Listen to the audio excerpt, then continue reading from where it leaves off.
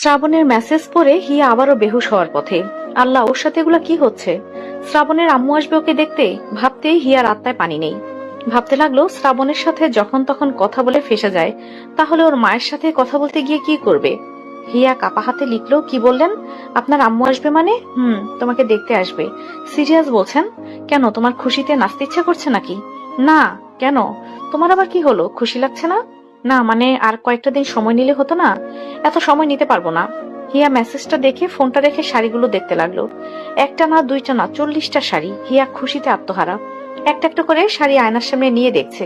এর ভেতরে মেরুন রঙের শাড়িটা খুঁজে বের করলো। শাড়িটা উল্টিয়ে পাল্টিয়ে দেখলো, খুব সুন্দর। হিয়া এই শাড়িটাকে আলাদা করে রাখলো। সব শাড়িগুলো একে একে কাভারে তুলে রাখলো।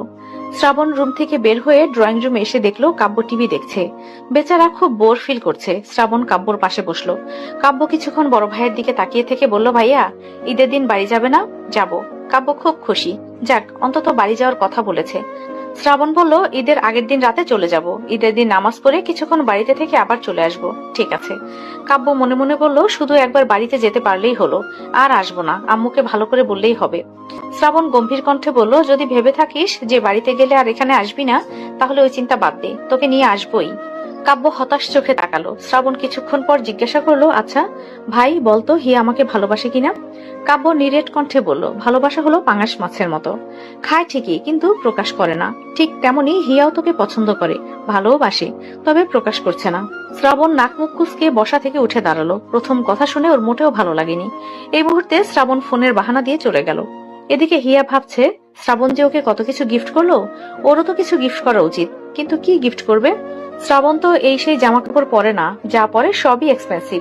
হিয়া ভাবতে লাগলো কি করা যায়। বেলা 2:30টার দিকে হিয়া ফোনের চার্জ থেকে খুলে মেসেঞ্জারে ঢুকলো। তখন তো শ্রাবণের মেসেজগুলো আর দেখেনি। তবে এখন মেসেজগুলো দেখে মনটা খারাপ হয়ে গেল। শ্রাবণ লিখেছে, তুমি কয়েকটা দিন সময় চাইছো, যা আমি চাইছি না। কি হলো, কথা বলছো না কেন? বৌজান, বৌজান, শোনো, তুমি সময় নিতে নিতে আমি রিয়াকে বিয়ে করে নেব। তুমি হয়তো রিয়ার ব্যাপারটা জেনেই গেছো। আবার মনে করো না আমি তোমার সাথে মজা করছি, আই এম সিরিয়াস। তাড়াতাড়ি রিপ্লাই দিও, না হলে কিন্তু সত্যি বিয়ে করে পিকচার আপলোড দিব। হিয়ার চোখের কোণে জল জমে উঠল। কি লিখবে ভুলে গেল। রাগে অভিমানে ফোনটা হাতে নিয়ে বসে রইল। মনমরা হয়ে রুম থেকে বেরিয়ে গেল।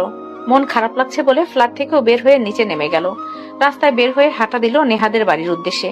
নেহার সাথে কথা বলবে। হিয়া নেহাদের ফ্ল্যাটে এসে কলিং বেল চাপলো। নেহা দরজা খুলে হিয়াকে দেখে বলল, তুই একটা কল দিয়ে আসবি না? আয় আয়, ভেতরে আয়। হিয়া ভেতরে ঢুকতে ঢুকতে বলল, আরে তোর সাথে কথা বলতে এসেছি। কি কথা রে? হিয়া সোফায় বসলো, সাথে নেহাও।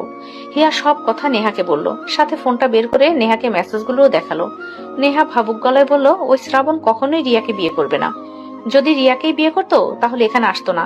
আমার মনে হয় তোকে জেলাস ফিল করাতে ও এই কথাগুলো বলেছে। হিয়া বলল, তাহলে কি করবো রে? আমিও কি ওকে জেলাস ফিল করাবো? তা করাই যায়, খারাপ হয় না। কিন্তু জেলাস ফিল করাতেও তো একজন ছেলে লাগবে, ছেলে পাবো কোথায়? হিয়া চট করে বলে উঠলো, আরে তো ছোট ভাই আছে তো, আমারও তো ছোট ভাই। ওকে সাথে নিয়ে একটা কাপল পিকচার তুলবো। তা ঠিক বলেছিস, তবে নাহিদ কি রাজি হবে? রাজি না হয়ে যাবে কই, শুধু একটা কাপল পিকই তো তুলবো। চল তাহলে। হিয়া আর নেহা কথা বলে নাহিদের কাছে গেল। অনেক জোরটোর করে বলে বুঝিয়ে একটা কাপল পিক তুলতে রাজি হয়েছে। ওরা দুজনে একসাথে দাঁড়িয়ে আছে। নেহা পেছন থেকে ওদের একটা ছবি তুলে দিল। হিয়া সেই ছবিটার সাথে সাথে স্টোরিতে দিল, সাথে একটা গানও লাগিয়ে দিল। এরপর নাচতে নাচতে নেহাদের বাসা থেকে চলে এলো। নিজেদের ফ্ল্যাটে এসে ড্রয়িং রুমে বসে রইল। বারবার স্টোরিটা চেক করলো এই দেখতে যে শ্রাবণ স্টোরিটা দেখেছে কিনা। এদিকে শ্রাবণ হিয়ার দেওয়া স্টোরিটা দেখে কোনো প্রতিক্রিয়াই দেখালো না। শ্রাবণ এই কয়েকদিনে হিয়ার 14 গোষ্ঠী থেকে শুরু করে হিয়ার বান্ধবীরা খোঁজ নিয়েছে। এটা যে নেহার ভাই ওর বুঝতে বাকি নেই। এছাড়া ওদের চেনা জানার মধ্যে আর কোনো ছেলে নেই, আছে শুধু রিমন আর ওই নাহিদ। শ্রাবণ হিয়ার স্টোরিটায় হাহা রিয়াক্ট দিল অনেকগুলা। হিয়া হাহা রিয়াক্ট দেখে আরো হতবাক। শ্রাবণ লিখলো, বৌজান, এত নাটক ফাটক বাদ দিয়ে সোজাসুজি কথা বলতে এসো।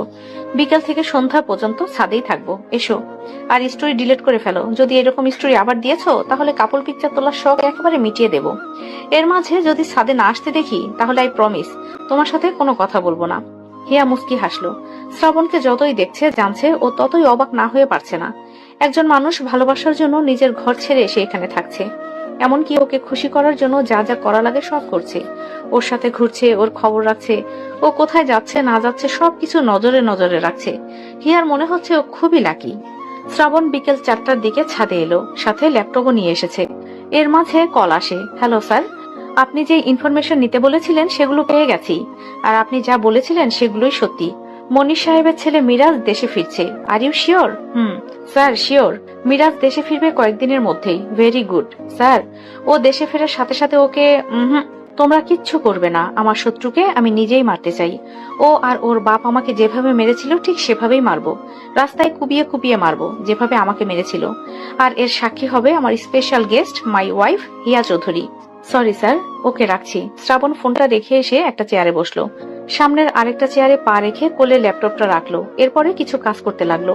এর কিছুক্ষণ পর হিয়া চুপি চুপি ছাদে এলো। শ্রাবণকে পেছন থেকে দেখে যাচ্ছিল।